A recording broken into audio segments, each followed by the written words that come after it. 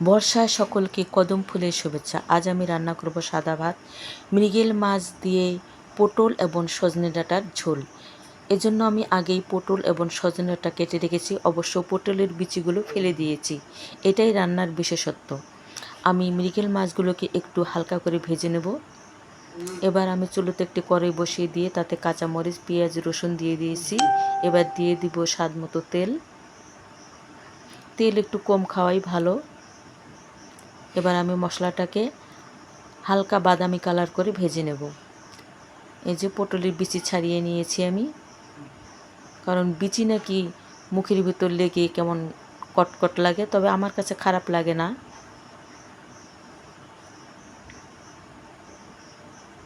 মশলাটা প্রায় ভাজা হয়ে এসেছে, আমি সামান্য পরিমাণ পানি দিয়ে দিব।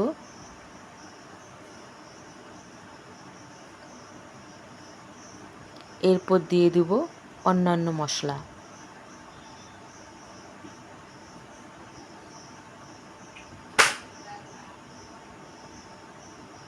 দিয়ে দিচ্ছি হলুদ গুঁড়ো, মরিচের গুঁড়ো,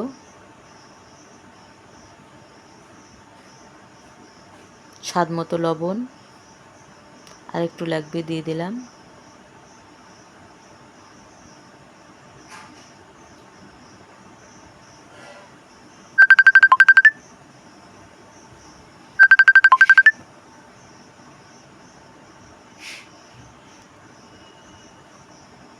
সব মশলাগুলো দিয়ে এবার আমি কষিয়ে নিচ্ছি।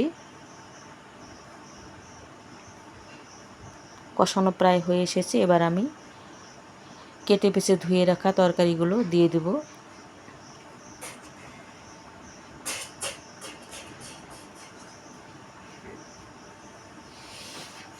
ভাজা কাটা বা ছুন্নি যাই বললেন না কেন, সেটা দিয়ে আমি একটু নেড়ে চেড়ে ভালোভাবে কষিয়ে নেব।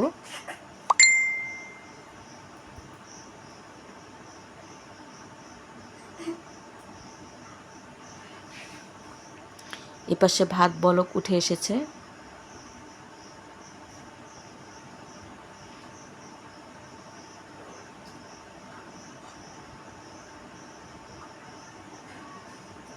আর একটু কষাতে হবে।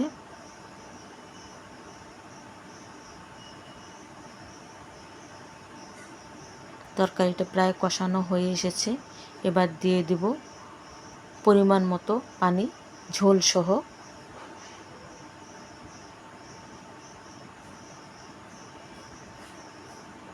আর একটু পানি লাগবে, দিয়ে দিচ্ছি।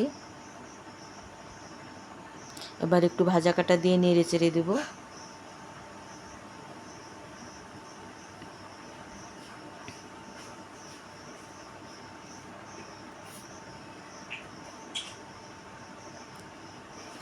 আমি এবার একটা একটা করে মাছগুলো দিয়ে দিচ্ছি, যাতে মাছগুলো ভেঙে না যায়।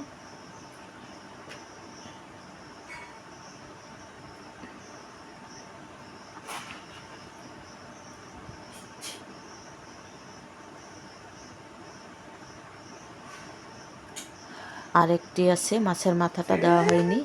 এবার আমি মাছের মাথাটা দিয়ে দিচ্ছি। একটু উঠাতে কষ্ট হচ্ছে, কারণ আমি ভাজা কাটা দিয়ে তুলছি। দেওয়া হয়ে গেল। আর একটু জাল দিয়ে নেব,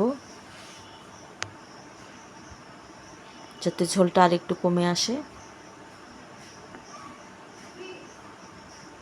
একটু ভাজা জিরের গুঁড়ো দিয়ে দিলাম, এতে তরকারির ঝোলটা বেশ ভালো লাগবে। ভাত হয়েছে, আমি ভাতের পাতিল নুসনি দিয়ে নিলাম। এবার ঢাকনা দিয়ে ঢেকে দিচ্ছি। চুলার আঁচটাও একটু কমিয়ে দিলাম, এতে করে ভাতে পাতিলের নিচে যে পানিটুকু লেগে থাকবে সেটা শুকিয়ে যাবে, ভাত ঝরঝরে এবং নরম হবে।